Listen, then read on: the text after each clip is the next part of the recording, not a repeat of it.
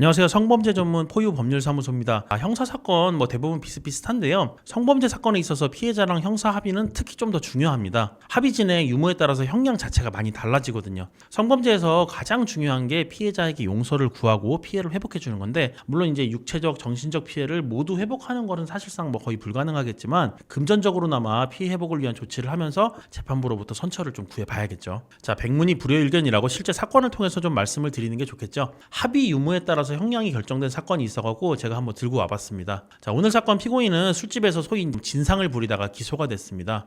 이거 술집은요, 그 장소는 일반적인 그냥 술집도 아니고 우리가 흔히 말하는 유흥업소까지도 아니었던 것 같아요. 그냥 아마 여자 종업원이 있는 일종의 바 같은 그런 술집이었던 것 같거든요. 피고인은 해당 주점에 방문을 해갖고 술을 마시던 과정에서 여성 종업원 A씨가 옆에 와서 앉으니까 A씨를 이제 끌어안고 막 강제로 입을 맞췄습니다. 그리고 또 술을 계속 마시다 보니까 이 사람이 좀 취했겠죠. 그래서 취해서 주점 화장실에 가서 토를 막 하는데 다른 종업원 B가 와서 막 등을 이렇게 두들겨 준 거예요. 그러니까 이 사람이 거기서 B의 치마 속으로 손을 넣어서 강제추행을 또 해버렸어요. 자, 계속 막 이런 식으로 행동을 하니까 업주 C도 지금 보니까 여자분이었어요.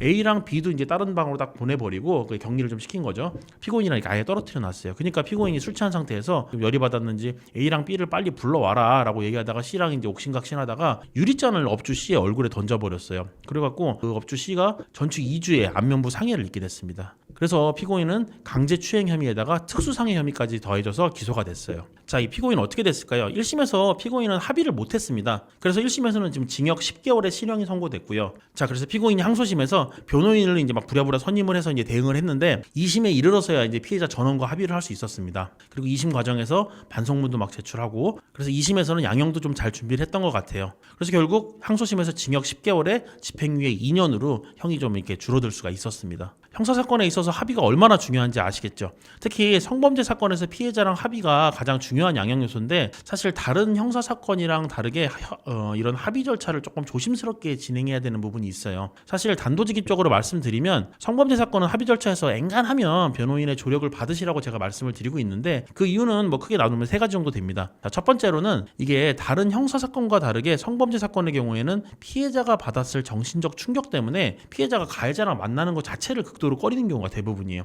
그러니까 단순히 이거를 금원 전달이다라고 해서 금원 전달 개념으로 접근을 해버리잖아요. 그러면 오히려 역효과가 나갖고 사건 초기에 막 엄벌타면서 들어가고 이런 경우도 많이 있습니다. 그래서 피해자랑 접촉해서 합의를 이끌어내는 과정에 변호인의 중재자로서의 역할이 좀 필수적이다, 이렇게 보실 수 있을 것 같아요. 자, 그리고 두 번째로는요, 합의를 진행하는 과정에서 가해자가 피해자한테 직접 접촉을 하면서 합의를 막 종용한다, 이렇게 되면 잘못하다가 2차 가해로 이어질 우려가 있습니다. 자, 이렇게 되면 우리가 형량을 좀 줄이겠다고 합의를 하려고 하는 건데 오히려 가중처벌이 될 수 있기 때문에 피해자한테 직접 접촉하는 건 위험 부담이 상당히 있습니다. 자, 그리고 마지막으로 적정 합의금 도출, 이 문제도 있어요. 성범죄 사건에서는 별도로 이제 합의금 기준이라든가 이게 정해져 있는 건 아닌데, 상대방이 막 과도한 합의금을 요구한다 그러면 최대한 상대방을 배려하면서 적정한 수준에서 이제 합의금을 조금 조절할 필요도 있거든요. 자, 오늘 합의 부분을 좀 중점적으로 말씀을 드리긴 했는데요. 사실 경찰 조사에서 어떤 식으로 진술을 해나갈지 전략을 좀 미리 짜고 가는 것도 굉장히 중요합니다. 경찰 조사는 우리가 가서 이제 모든 죄를 털어놓고 이거 잘못했습니다 하고 석고대지 않은 그런 자리가 아니란 말이에요. 인정할 것은 인정을 하되